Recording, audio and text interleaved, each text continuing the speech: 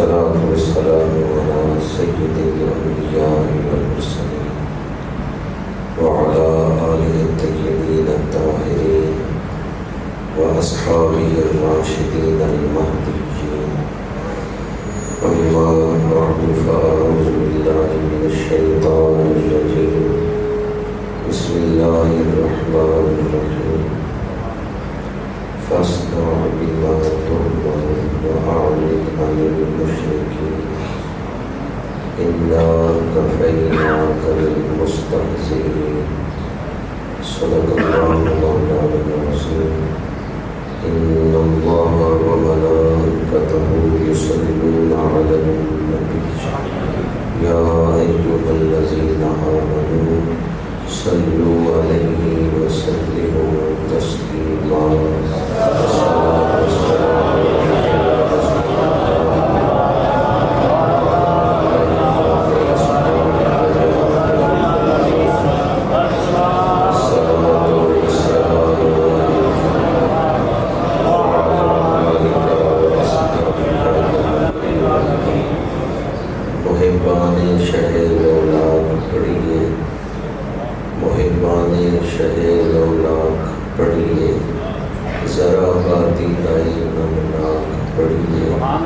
توجہ چاہیے گر مصطفیٰ کی محبت سے درود پاک.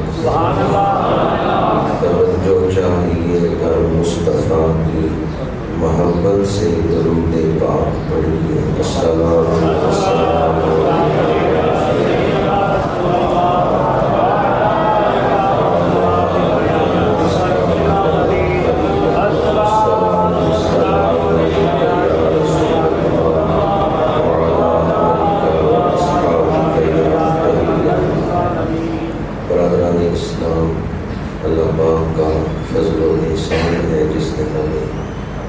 جماعت المبارک کی برکتوں سے مستفید ہونے کا یہ موقع عطا فرمایا ہے.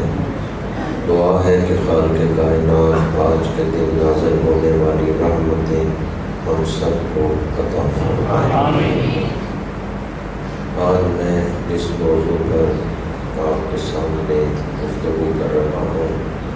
وہ موضوع جان ایمان ہے، جان کائنات ہے.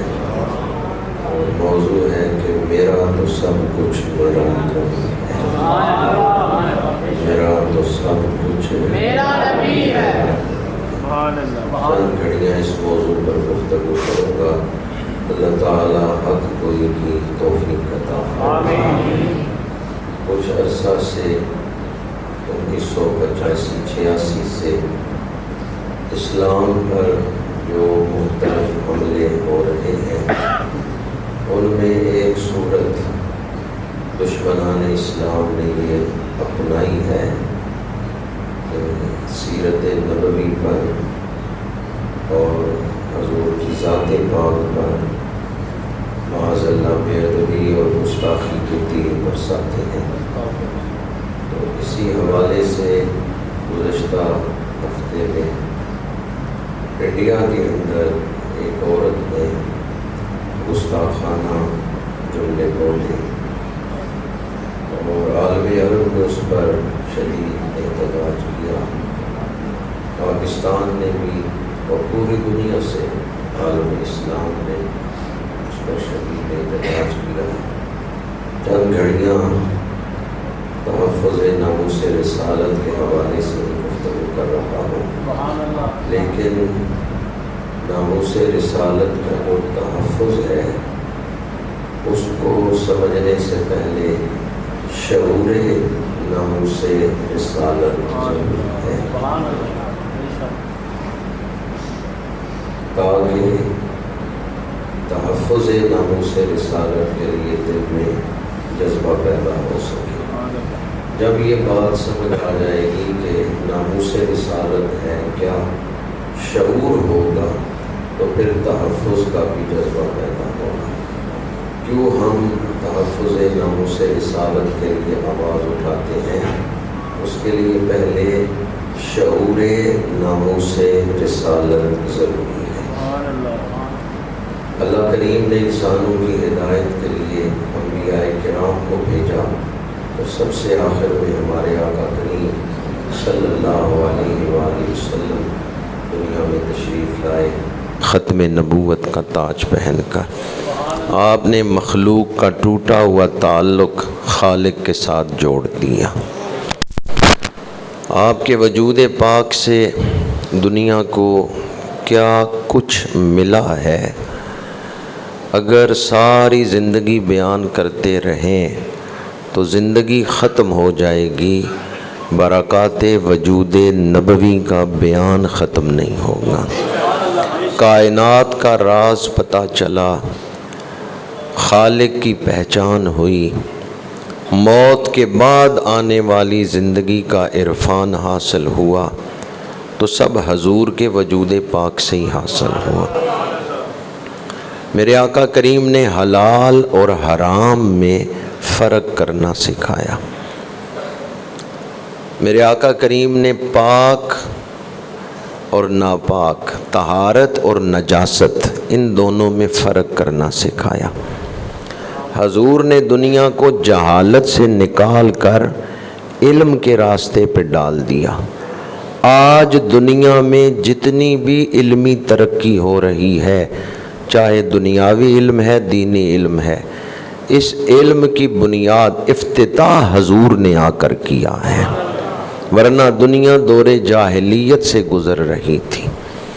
تو اب جسے علم سے محبت ہے اسے حضور سے محبت ہے، جسے حلال سے محبت ہے اسے حضور سے محبت ہے، جسے طہارت سے محبت ہے اسے حضور سے محبت ہے، جسے اپنے خالق سے محبت ہے اور اس کا قرب چاہتا ہے اسے حضور سے محبت ہے، جسے اخلاق حسنہ سے محبت ہے۔ ماں باپ کا ادب حضور نے سکھایا، بڑوں کا ادب حضور نے سکھایا، حقوق العباد حضور نے بیان فرمائے، معاملات میں رزق حلال کمانے کی تعلیم حضور نے دی، نفوس کا تزکیہ حضور نے فرمایا۔ تو جسے اخلاق حسنہ سے محبت ہے، جسے یہ بات اچھی لگتی ہے کہ اولاد ماں باپ کی خدمت کرے، اسے حضور سے محبت ہے۔ کیوں؟ اخلاق حسنہ حضور نے سکھائے۔ آپ معلم اخلاق بن کے تشریف لائے ہیں، آپ محسن انسانیت ہیں، آپ فخر آدمیت ہیں، آپ جان کائنات ہیں، آپ باعث تخلیق کائنات ہیں، آپ سرور سروراں ہیں، آپ راہ رو کہکشاں ہیں۔ میرے آقا کریم کی شانیں اتنی وسیع ہیں کہ علم و حکمت کے تاجدار، بحر العلوم، مرجع العلماء، اعلیٰ حضرت پکار اٹھے، سرور کہوں کہ مالک و مولا کہوں تجھے، باغ خلیل کا گل زیبا کہوں تجھے، تیرے تو وصف عیب تناہی سے ہے بری، حیران ہوں میرے شاہ میں کیا کیا کہوں تجھے۔ اگر کوئی گننا شروع کرے، اعلیٰ حضرت فرماتے ہیں تیرے تو وصف عیب تناہی سے ہے بری، گنتی ختم ہو جائے گی، حضور کی شانوں کا بیان نہیں ختم ہوگا۔ دوبارہ عرض کر رہا ہوں، جسے حضور سے محبت نہیں یا جو حضور کی بے ادبی کر رہا ہے، مسلمان تو رہ گیا دور، وہ انسان کہلانے کا بھی حقدار۔ مجھے بتائیں، جو جہالت سے محبت کرے، جو پلیدی سے محبت کرے، جو بد اخلاقی سے محبت کرے، جو نجاست سے محبت کرے، جو حرام سے محبت کرے، وہ انسان کہلانے کا حقدار۔ جسے طہارت سے محبت ہے اسے حضور سے محبت ہے، جسے انسانیت سے محبت ہے اسے حضور سے محبت ہے۔ دنیا میں جتنے بھی اخلاق حسنہ ہیں ان کا مبدا حضور کی ذات ہے۔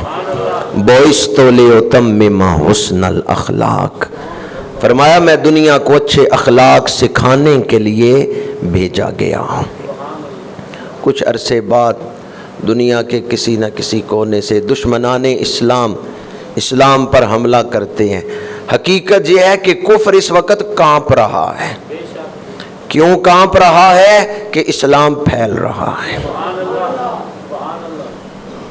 علمی سطح پہ اسلام نے اپنے آپ کو منوا لیا ہے اور کوئی علمی سطح پہ اسلام کو چیلنج نہیں کر سکتا. اس لیے جب کوئی دلیل کی زبان میں بات نہیں کر سکتا تو پھر وہ گالی دیتے ہیں. اس دفعہ حیرت کی بات ہے کہ عالم عرب جو ہے وہ پاکستان سے نمبر لے گیا ہے. پاکستانیوں نے تو بعد میں احتجاج کیا اور وہ بھی ہلکا پھلکا ہی احتجاج کیے. عالم عرب نے اس دفعہ مضبوط احتجاج کیا اور ہم سے پہلے احتجاج کیا. اس لیے یہ بات بڑی توجہ سے سنیں اور آگے پہنچائیں. اور میں بھی بڑی احتیاط سے یہ بات کر رہا ہوں.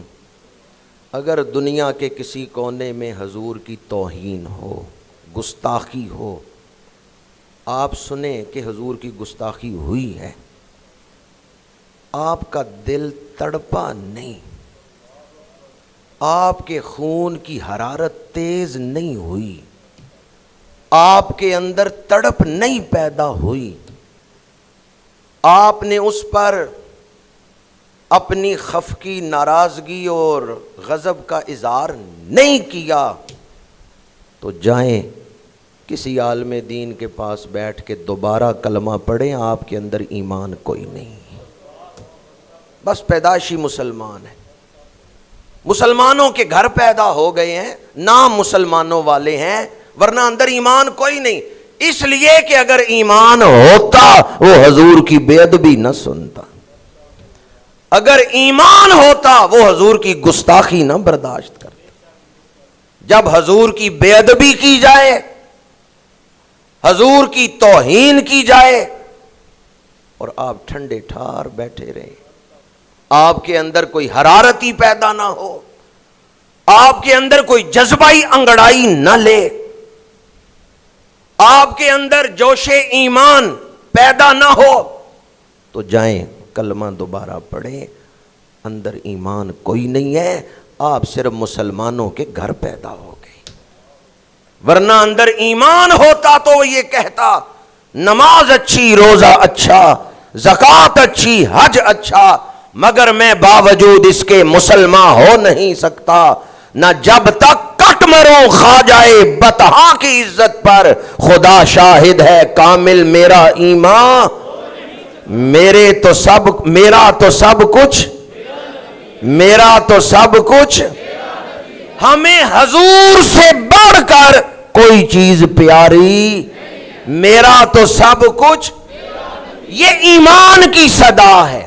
آپ لوگ جو مسجد میں آئے بیٹھے ہیں، وقت سے پہلے آئے بیٹھے ہیں، میں آپ کی بات نہیں کر رہا، میں تو ان لوگوں کی بات کر رہا ہوں جنہیں کہا جائے بھی آؤ نماز پڑھ لو، وہ کہتے ہیں ذرا بچوں کو سکول سے لے آؤ.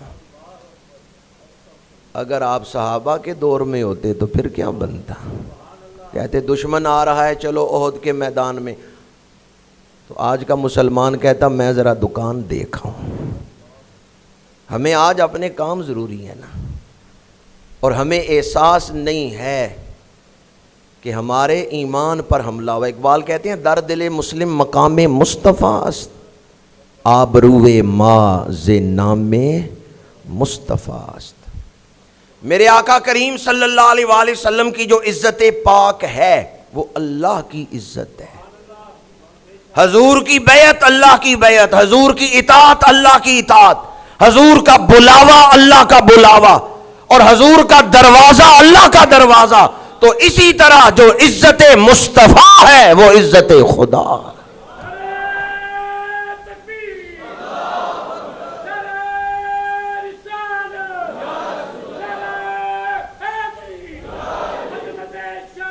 کی جانن دنیا دار کمینے، قدر نبی دا جانن والے سو گئے وچ مدینے. قدر پانی دا مچھلی جانے یا جانے مرغابی، قدر نبی دا اللہ جانے یا جانے اصحابی.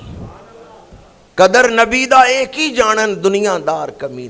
گائے کا پیشاب پینے والوں کو کیا پتا ہے، بتوں کے آگے پیشانیاں رگڑنے والوں کو کیا پتا ہے؟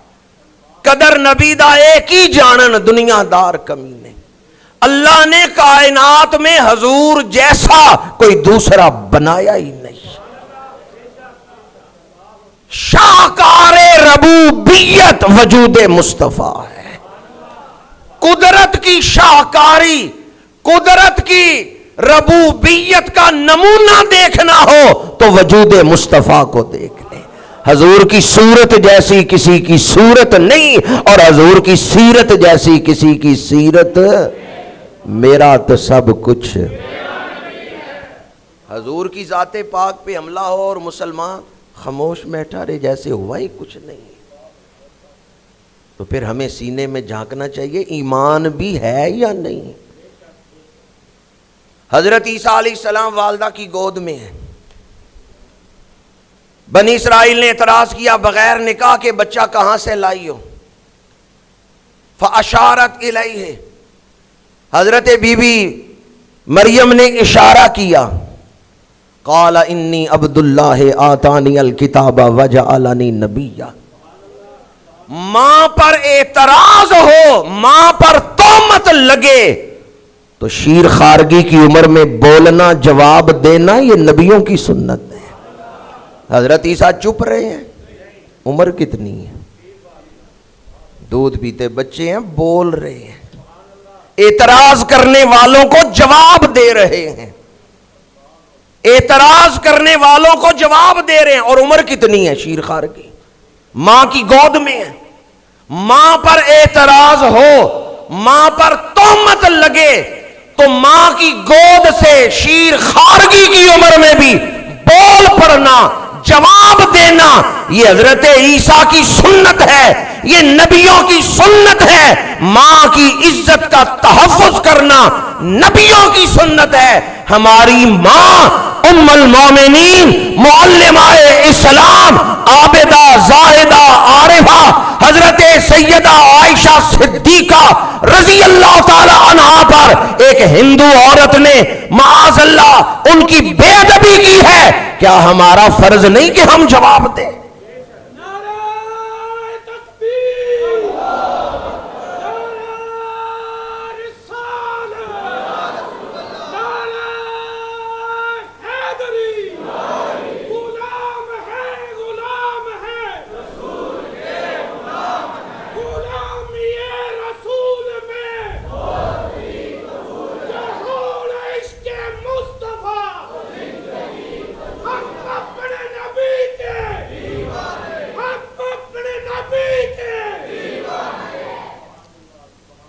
ہندوستان کے مسلمان تہذیبی دباؤ میں ہیں. جب ہم وہاں سے آئے تھے تو ان سے کہہ کے آئے تھے تمہارا خیال رکھیں گے، لیکن ہم نے ان کا خیال نہیں رکھا. ہندوستان میں رہنے والے مسلمانوں کے حوالے سے ہم مجرمانہ غفلت میں مبتلا ہیں. ہندوستان کے مسلمان جو ہندوستان کے اندر رہتے ہیں وہ تہذیبی دباؤ میں ہیں، پر وہ آواز اٹھا رہے ہیں. میں یہ سمجھتا ہوں اس وقت ان سے زیادہ پاکستان اور بنگلہ دیش کے مسلمانوں کا فرض ہے کہ آواز اٹھائیں، تاکہ ہندوستان کے ہندو ہمارے ان مسلمان بھائیوں پر کوئی ظلم نہ کریں.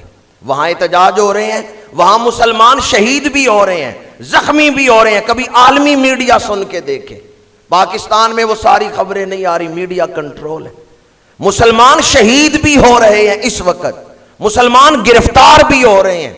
اور وہ رہنما جو اس وقت بے جی پی کے خلاف تقریریں کر رہے ہیں، ان پر سینکڑوں ایف آئی آرز کاٹی جا رہی ہیں، انہیں گرفتار کیا جا رہا ہے. وہ تو بیچارے مسلمان تہذیبی دباؤ میں ہندو اکثریت میں رہتے ہوئے آواز نہیں اٹھا سکتے، پر آپ پاکستان میں بیٹھ کے بھی اللہ اکبر کی آواز نہیں بلند کر سکتے.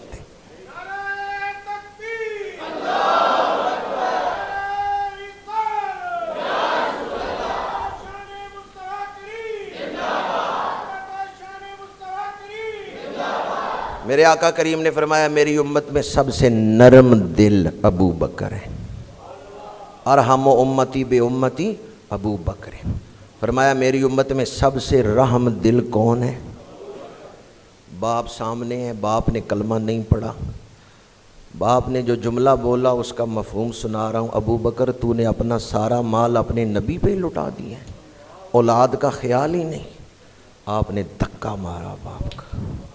کون دھکا مار رہے ہیں؟ جو سب سے زیادہ، پر یہاں بات تھی عزت مصطفیٰ کی۔ سینے پہ یوں دھکا مارا، باپ پیچھے گر پڑا۔ اللہ کے رسول کی بارگاہ میں خبر پہنچی، عدالت مصطفیٰ میں صدیق اکبر حاضر ہے۔ میرے آقا کریم نے فرمایا ابو بکر تم نے اپنے والد کو دھکا دیا؟ یا رسول اللہ میرے ہاتھ میں تلوار نہیں تھی، ورنہ جو لفظ میرے باپ نے بولے تھے میں تلوار چلا دیتا۔ یہ کون کہہ رہے ہیں؟ جو سب سے زیادہ۔ ہم ہندوستان کے ہندوؤں سے کہتے ہیں کوئی ظلم کر لو ہمارے اوپر ہم سہار لیں گے، ہمیں گالی دو ہم برداشت کر لیں گے۔ پاکستان کے عوام کو بحیثیت پاکستانیت کوئی تانا دو ہم برداشت کریں گے، کوئی ظلم کر لو ہم برداشت کریں گے، معاف کر دیں گے، پر یہ مسئلہ ہے ناموس رسالت کا، یہاں معافی۔ یہ مسئلہ ہے ناموس رسالت کا، یہاں معافی نہیں ہے۔ اور کوئی یہ نہ سمجھے کہ نرم دلی اور اخلاق حسنہ کا تقاضا یہ ہے اور ملکی حالات کا تقاضا یہ ہے کہ خاموشی اختیار کر لیں، آواز نہ اٹھائیں۔ یہ ایمان کا تقاضا ہے اور یہ اخلاق حسنہ کا تقاضا ہے۔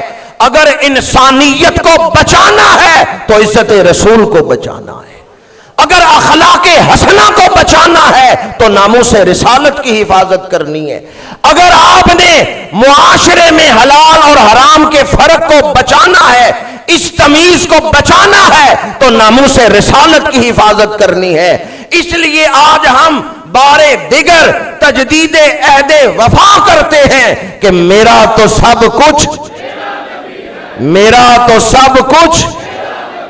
خطبہ کے دوران میں نے سورہ حجر کی آیت نمبر 94 95 تلاوت کی ہے۔ اس میں اللہ کریم نے فرمایا فَاصْدَعْ بِمَا تُؤْمَرُ وَأَعْرِضْ عَنِ الْمُشْرِكِينَ۔ محبوب انہوں نے جو بے ادبیاں کی آپ ان سے اعراض فرما لیں، جو آپ کو حکم دیا گیا ہے اس کے مطابق چھوڑ دیں۔ اب اگلی آیت ذرا دل تھام کے سنیں، اِنَّا کَفَیْنَاکَ الْمُسْتَہْزِئِینَ۔ محبوب یہ جو آپ کی بے ادبی کر رہے ہیں ان کو جواب دینے کے لیے آپ کی طرف سے ہم ہی کافی ہیں۔ جب بھی میں یہ آیت پڑھتا ہوں نا اور اس میں جو کا آیا ہے اِنَّا کَفَیْنَاکَ الْمُسْتَہْزِئِینَ، تو عجب سرشاری کی کیفیت طاری ہو جاتی ہے۔ اللہ کریم نے فرمایا محبوب آپ کی طرف سے ہم بھی کافی ہیں، آپ کی طرف سے ہم ہی کافی ہیں۔ الصارم المسلول علی شاتم الرسول، اس کتاب میں ابن تیمیہ نے اس بات کو لکھا ہے، اندلس، افریقہ، ان ممالک میں ایسے واقعات ہوئے کہ مسلمان حکمران کسی غیر مسلم بستی کی طرف پیش قدمی کرتے ہیں، مہینہ گزر جاتا ہے شہر کے باہر فصیل پر، شہر فتح نہیں ہوتا، پھر پتہ چلتا ہے کہ اس شہر کے غیر مسلموں نے کوئی حضور کی بے ادبی کی ہے۔ تو اس دور کے مسلمان کہتے ہم سمجھ جاتے، پہلے تو صرف ہم ہی لڑ رہے تھے، اب انہوں نے کی ہے اللہ کے محبوب کی بے ادبی، اب ہم ان پر فتح پا لیں گے، اب اللہ کی مدد بھی ہمارے شامل حال ہے، اور پھر اللہ کی خاص مدد شامل حال ہوتی اور ہم شہر فتح کر لیتے۔ یعنی جب تک وہ کافر حضور کی بے ادبی نہیں کرتے تھے ان سے ہماری جنگ ہوتی رہتی، جنگ طول اختیار کر جاتی، لیکن جب وہ کرتے حضور کی بے ادبی، حضور کی گستاخی، تو پھر ہم سمجھ جاتے کہ اب ہم یہ شہر فتح کر لیں گے، اب اللہ کی خاص مدد ہمارے شامل حال ہوگی۔ ہندوستان نے اپنے ٹوٹنے کی بنیاد رکھ دی ہے۔ ہم دیکھیں یا ہماری اولادیں دیکھیں، لیکن یہ واقعہ ہو کے رہے گا کہ ہندوستان ٹوٹے گا اور دوبارہ جڑے گا نہیں۔ اور یہ بات میں شاید کے نقطہ نظر سے نہیں کہہ رہا، شاید ایسا ہو، میں اپنا ایمان بیان کر رہا ہوں، اس پر میرا ایمان ہے۔ ان شانئک ھوال اس پر میرا ایمان ہے۔ ان الذین یؤذون اللہ ورسولہ لعنہم اللہ فی الدنیا والآخرہ، اس پر میرا ایمان ہے۔ میں یہ خبریں والی بات نہیں کہا شاید ایسے ہو جائے، خبریں انج ہو جائے کہ ہندوستان ٹوٹ جائے، نہیں، میں تو یقین کے ساتھ کہہ رہا ہوں اور اپنا ایمان بیان کر رہا ہوں۔ اللہ نے فرمایا انا کفیناک المستہزئین، محبوب جو آپ کی بے ادبی کر رہے ہیں آپ کی طرف سے ہم ہی کافی ہیں۔ مٹ گئے مٹتے ہیں، مٹ جائیں گے عادات تیرے، نہ مٹا ہے نہ مٹے گا کبھی۔ کہاں ہے خسرو پرویز جس نے حضور کا خط پاڑا تھا؟ کہاں ہے امیہ بن خلف جو حضرت بلال حبشی کو کوڑے مارتا تھا؟ کہاں ہے ابو جہل؟ کہاں ہے عاص بن وائل؟ کہاں ہے ولید بن مغیرہ؟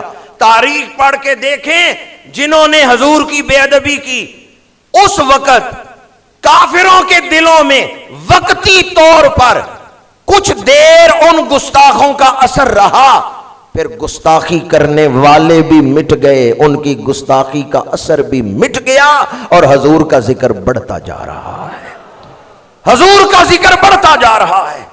جس طرح خسرو پرویز کی حکومت ختم ہو گئی، اس نے حضور کا خط پھاڑا تھا۔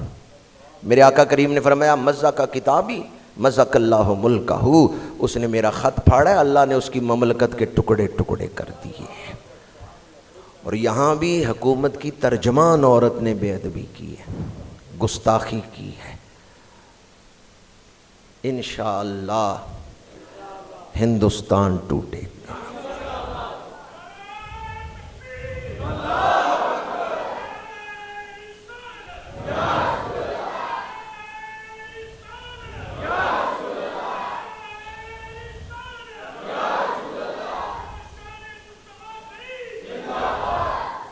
ہم دیکھیں یا ہماری اولادیں دیکھیں، انشاءاللہ پاکستان دوبارہ جڑے گا۔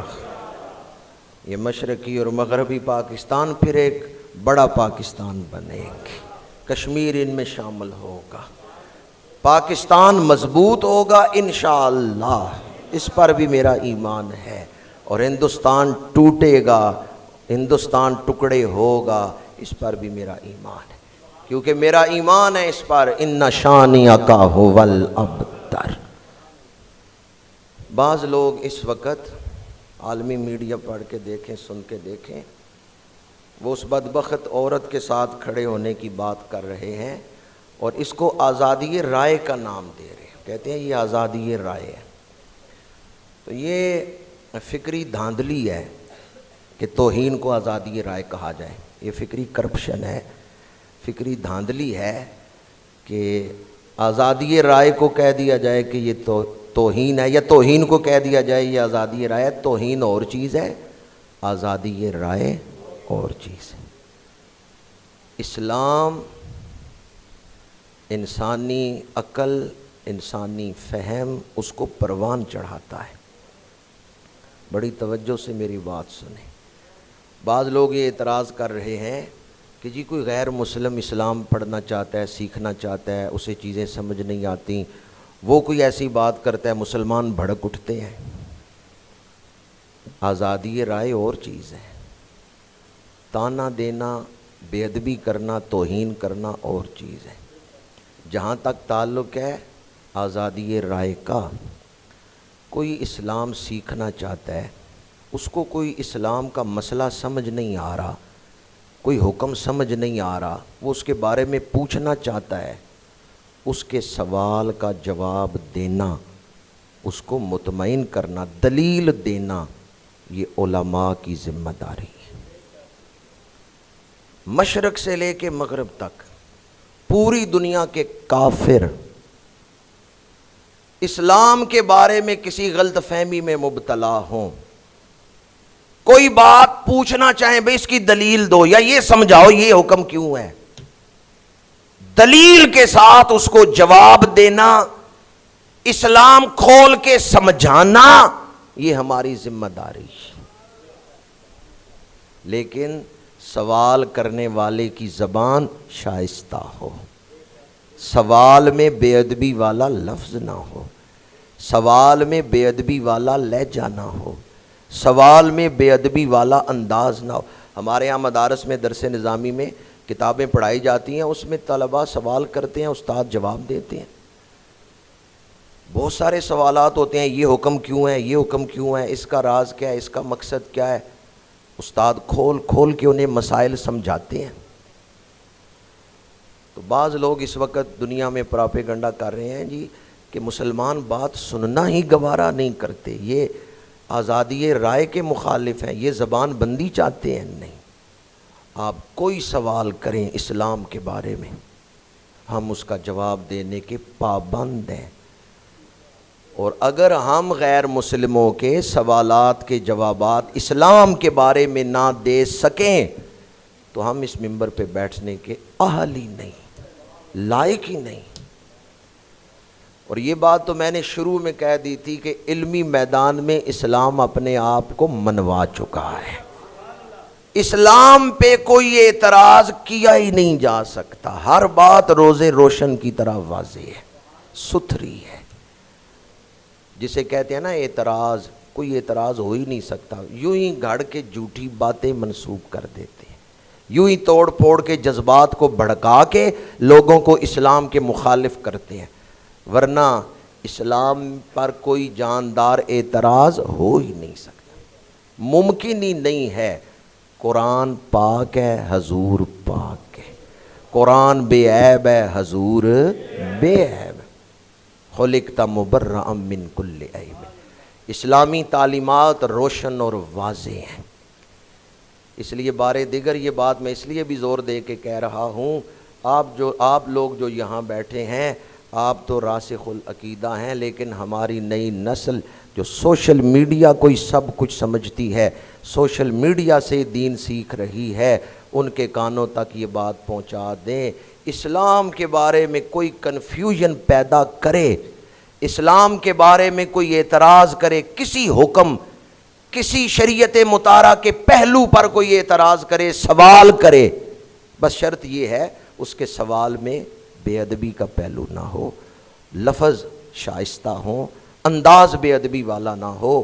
ہم اس کا سوال سنیں گے، اس کے سوال کا جواب دیں گے، لیکن ہم توہین کبھی برداشت نہیں کریں گے۔ توہین اور چیز ہے، اگر کوئی توہین کر رہا ہے، توہین کسی صورت بھی برداشت نہیں، یہ فرق واضح رہے۔ مسلمان ماؤں نے اہل علم کو پیدا کرنا، مسلمان ماؤں کی کھوکھیں بانج نہیں ہو گئیں۔ اس وقت بھی دنیا میں ایسے لوگ موجود ہیں جو دیکھنے میں ایک فرد نظر آتے ہیں لیکن علم کا سمندر ہے۔ اسلام قیامت تک آنے والے انسانوں کے لیے اسلام ہی واحد ذریعہ نجات ہے، راہ نجات۔ اس لیے اسلام کے بارے میں کسی قسم کی کوئی کنفیوژن پیدا کرنا چاہے، کوئی اعتراض کرنا چاہے، اس کا سوال سنیں گے بھی، اس کے سوال کا جواب بھی دیں گے، بس شرط یہ ہے اس میں کوئی بے ادبی کا لفظ نہ ہو، انداز نہ ہو، نہ صراحتاً نہ کنایتاً توہین ہو۔ اگر کوئی توہین کرے گا تو توہین کی معافی نہیں ہے۔ اب اس عورت نے کیا کہا ہے؟ اس عورت نے معاذ اللہ دو اعتراضات کیے ہیں، ایک معراج پر اور ایک اس نے ام المومنین پر رضی اللہ تعالی عنہ۔ اس عورت نے صراحتاً گستاخی کی ہے، توہین کی ہے اور عزت رسول کو للکارا ہے۔ ہر حوالے سے اس کا جو انداز ہے وہ گستاخی ہے، بے ادبی۔ لیکن یہ سوال بہت سارے لوگ ہم سے پوچھتے ہیں، اس لیے جواب دے رہا ہوں۔ اس نے کہا وہی 9 سال کی عمر میں ام المومنین حضرت عائشہ صدیقہ رضی اللہ تعالی عنہا سے حضور نے نکاح فرمایا ہے۔ تو مسئلہ یاد رکھیں، بچیاں 9 سال سے 12 سال کے درمیان بالغ ہو جاتی ہیں، بچے جو ہیں وہ 12 سے 15 سال کے درمیان، لڑکے جو ہیں وہ بالغ ہو جاتے ہیں، لیکن بچیاں جو ہیں عرب میں بالخصوص 9 سال کی عمر میں بھی بچی بالغ ہو جاتی ہے۔ بچی ہو گئی بالغ، شریعت کی روح سے اس کا نکاح جائز ہے۔ بالغ ہمارے ملکی قانون میں نہیں ہے، ہمارا جو ملکی قانون ہے اس میں 18 سال کی قید ہے، لیکن شریعت کے اعتبار سے بچی بالغ ہو جائے اس کا نکاح جائز۔ ایک مسئلہ یہ آپ کو سمجھ آ گیا۔ دوسرا مسئلہ، جس بچی کا 9 سال کی عمر میں نکاح ہو رہا ہے ان سے پوچھا جائے بھئی آپ کو کوئی اعتراض ہے؟ انہیں تو کوئی اعتراض ہے۔ ان کے والد گرامی سے پوچھا جائے، وہ تو اس بات پر خوش ہیں۔ اس دور کے جو مسلمان ہیں جو لائیو اس نکاح میں شامل ہیں، ان سے پوچھا جائے بھئی آپ کو یہ کوئی عجیب معاملہ لگا ہے؟ وہ سارے مسلمان بھی اس نکاح پر ڈر ڈر کے بول رہے ہیں بھئی جس کا نکاح ہو رہا ہے وہ بھی خوش، ان کے والدین بھی، وہ معاشرہ بھی جو مسلمان ہیں اس دور کے وہ بھی۔ ہندو مامے لگتے ہیں، ان کو کیا اعتراض ہے؟ تمہیں کیا اعتراض ہے بھائی؟ میرے ایک جاننے والے ہیں، مبلغ ہیں، وہ کہتے ہیں جب میں نیا نیا یورپ آیا تو ایک عیسائی عورت میرے پاس آئی، اس نے یہی سوال کیا۔ وہ بات تو میں آپ کو بعد میں سناتا ہوں، یہ جو میں خوشی کی بات کر رہا ہوں اس پر مجھے قرآن سامنے آئے، میں حوالہ قرآن سے دے دوں۔ سورہ احزاب پڑھ کے دیکھیں، میرے آقا کریم نے تمام امہات المومنین، ہماری تمام روحانی ماؤں کو فرمایا ہے، اور یہ قرآن کی آیت میں ہے، اگر تم میرے ساتھ رہنا چاہو تو جس حال میں میں شان نبوت کے مطابق کل جہاں ملک اور جو کی روٹی غذا، اس شکم کی قناعت پہ لاکھوں، اور اگر تمہیں دنیا چاہیے تو پھر مجھ سے بے شک علیحدگی اختیار کر لو، میں تمہیں دنیا دیتا ہوں۔ اختیار دیا، ساتھ رہو یا جدا ہو جاؤ۔ کسی ایک ہماری روحانی ماں نے بھی حضور سے جدائی اختیار کی؟ سب سے پہلے حضور نے ام المومنین حضرت عائشہ صدیقہ رضی اللہ تعالی عنہا سے پوچھا ہے، سب سے پہلے حضور نے ان سے پوچھا اور فرمایا کہ والدین سے جا کے مشورہ کر لو۔ میں یہ بیان نہیں کر سکتا کہ میرے الفاظ پر بندش نہیں رہتی، دل میں یوں طوفان اٹھتا ہے محبت رسول کا۔ ام المومنین نے فوراً جواب دیا، یا رسول اللہ آپ کے ساتھ رہنا ہو تو والدین سے پوچھنے کی کیا ضرورت ہے؟ آپ کے قرب کے لیے والدین سے مشورہ لینے کی کیا ضرورت ہے؟ حضور بھی چاہتے تھے کہ میری زوجہ کا ایمان اس کا اظہار ہو جائے کہ یہ کس درجے کا ایمان میرے اوپر رکھتی۔ یا رسول اللہ حالات جیسے بھی ہوں میں ہر حال میں آپ کا قرب چاہتی۔ ام المومنین کے دل میں جو محبت رسول کا سمندر ہے نا، اسے کوئی بیان نہیں کر سکتا۔ یا رسول اللہ والدین سے پوچھنے کی کیا ضرورت؟ حضور میں آپ کا قرب چاہتی ہوں، میں دنیا نہیں چاہتی۔ ام المومنین خوش ہیں حضور کے حرم میں، ام المومنین کے والدین خوش ہیں اس رشتے پر، اور اس معاشرے کے تمام مسلمان اہل ایمان خوش ہیں اس رشتے پر، تو کسی کو اعتراض کا کیا حق ہے؟ 2 جواب میں نے دیے ہیں، ایک تو یہ کہ بالغ بچی کا نکاح جائز ہے، ام المومنین بالغ تھی، 9 سال عمر تھی، 9 سال میں بچی بالغ ہو جاتی۔ دوسرا جواب یہ کہ جب اس رشتے سے جڑے ہوئے سارے افراد خوش ہیں تو باہر سے کسی کو اعتراض کی کیا ضرورت ہے؟ وہ مبلغ جن کی بات میں آپ کو سنا رہا تھا، وہ کہتے ہیں جب میں نیا نیا یورپ آیا تو یہاں ایک عیسائی عورت میرے پاس آئی، اس نے کہا میں اسلام پہ ریسرچ کر رہی تھی، جتنے اعتراض غیر مسلموں نے کیے نا سب کے جواب مجھے مل گئے ہیں، میں مطمئن ہوں، لیکن یہ جو 9 سال کی عمر میں سید العالمین صلی اللہ علیہ وسلم نے نکاح فرمایا ام المومنین سے، اس کی مجھے سمجھ نہیں آ رہی۔ وہ مبلغ کہتے ہیں میں نے اس سے کہا تمہارا تعلق کس مذہب سے ہے؟ اس نے کہا میں عیسائی ہوں۔ وہ کہتے ہیں میں نے اس سے کہا فرض کرو تمہاری عمر ہے 9 سال، تم ہو بالغ، عیسیٰ پیغام بھیجتے ہیں نکاح کا، آؤ گی حضرت عیسیٰ کے نکاح میں؟ وہ عیسائی عورت اچھل پڑی اپنی جگہ سے، کہتی ہے جو مسئلہ سمجھ نہیں آ رہا تھا وہ بھی سمجھ آ گیا ہے۔ بعض لوگ علمی انداز میں نہیں سمجھنا چاہتے، نفسیاتی سطح پہ آ کے سمجھنا چاہتے ہیں، اس لیے وہ نفسیاتی سطح پہ جب تک ان کو سمجھ نہ آئے علمی بات سمجھ نہیں آتی ان کو۔ وہ کہتی ہے مجھے سمجھ آ گئی ہے، حضرت عیسیٰ علیہ السلام کا پیغام نکاح میں بالغ ہو چکی ہوں، حضرت عیسیٰ پیغام نکاح بھیجیں تو میں تو فخر کروں گی جہان بھر کی عورتوں پر کہ میں نبی کے نکاح میں آ گئی۔ اس عیسائی عورت نے کہا اسلام پر جتنے اعتراضات لوگ کافر کرتے ہیں سب کے جواب میرے پاس تھے، اس کا نہیں تھا، آج اس کا جواب بھی مل گیا۔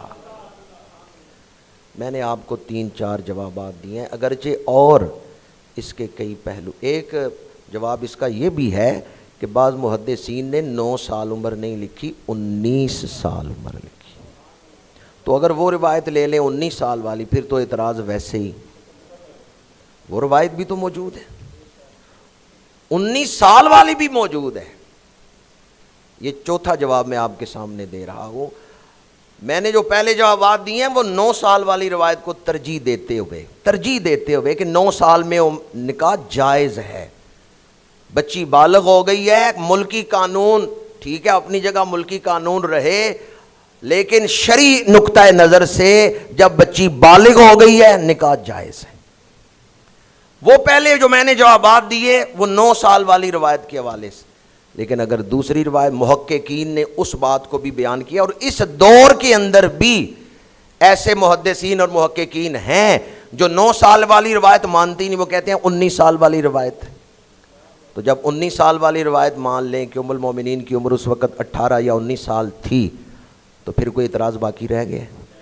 اب یہ اگر بھونک رہے ہیں تو یہ ہمارے ایمان پر حملہ کر رہے ہیں، ورنہ کوئی اعتراض نہیں۔ اب اگلی بات ذرا دل تھام کے سنیں۔ یہ مانتے ہیں رام کو، سیتا کو، تو ذرا اپنی کتابیں پڑھ کے دیکھیں سیتا کی عمر کتنی تھی جب رام سے شادی ہوئی؟ سیتا کی عمر ہے 6 سال، رام کی عمر ہے 15 سال۔ اہل اسلام پر بھونکنے والوں ذرا سیتا کی عمر بھی پڑھ لینی تھی کہ سیتا کی عمر کتنی تھی۔ رام اور سیتا، سب سے زیادہ جو ان کے ہاں پوجا جاتا ہے نا وہ رام چندر ہے، 3 رام ہیں ان کے جن کو یہ ہندو بہت زیادہ پوجتے ہیں۔ تو یہ رام کی عمر کتنی تھی جب سیتا سے شادی ہوئی ہے؟ رام کی عمر 15 سال ہے اور سیتا کی عمر بعض کہتے ہیں 6 سال ہے، بعض نے کہا 5 سال ہے۔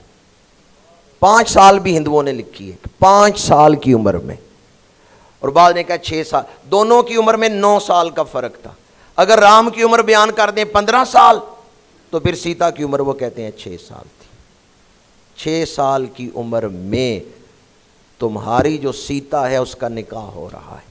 اور اگلی بات بھی سنیں، میں جو بیان کر رہا ہوں تحقیق کے بعد بیان کر رہا ہوں، یہ بھی ہندوؤں کی کتابوں میں ہے کہ سیتا رام کی بہن تھی۔ آریہ سماج کے مطابق بہن سے نکاح کیا گیا تھا۔ آریہ سماج کا بھی انہوں نے لکھا ہے کتابوں میں کہ آریہ سماج کے مطابق رام کا نکاح سیتا سے کیا گیا۔ بعض نے اور کہانیاں بھی لکھی ہیں، وہ بھی ان کی کتابوں میں موجود ہیں کہ وہ کیسے اس کو اٹھا کے لے گئے، کیسے پھر رام اس کو چھڑا کے لایا۔ تمہارے ہاں تو رام بچیوں کو بھگا کے بھی لے جاتے، اور یہ بھی اسی کتاب میں لکھا ہوا ہے کہ رام نے سینکڑوں قصبی عورتیں رکھی ہوئی تھیں جنہیں ہم طوائفہ کہتے ہیں، اور رام کثیر الازدواج تھا، یعنی اس کی کثیر بیویاں تھیں اور ان بیویوں کے علاوہ سینکڑوں اس نے طوائفہ بھی محل میں رکھی ہوئی تھی.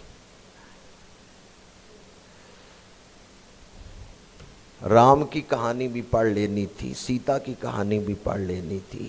خود یہ عالم ہے اور اعتراض اس ہستی پاک پہ کر رہے ہیں جن کے تقدس پہ فرشتے بھی رشک کرتے ہیں. ام المومنین محسنہ اسلام حضرت سیدہ خدیجۃ الکبریٰ رضی اللہ تعالی عنہا، لقب ہے طاہرہ، اور آپ کو بڑے رشتے آئے اہل مکہ کے قرب و جوار سے، سرداروں سے. محسنہ اسلام نے حضرت خدیجۃ الکبریٰ رضی اللہ تعالی عنہا نے کسی کا رشتہ قبول نہیں کیا. میرے آقا کریم کا کردار اتنا پاک تھا. دور جوانی، عنفوان شباب، بعض روایتوں کے مطابق 22 سال، بعض کے مطابق 25 سال عمر پاک ہے. عین بھرپور شباب ہے اللہ کے نبی کا. اس وقت عرب کی وہ خاتون جن کا لقب دور جاہلیت میں بھی ہے طاہرہ، کہ یہ بڑے پاک کردار والی ہیں، انہوں نے کہا اگر مجھے اس دور میں کوئی اعلیٰ کردار کا، سب سے بلند کردار کا نظر آ رہا ہے تو وہ محمد ابن عبداللہ ہے.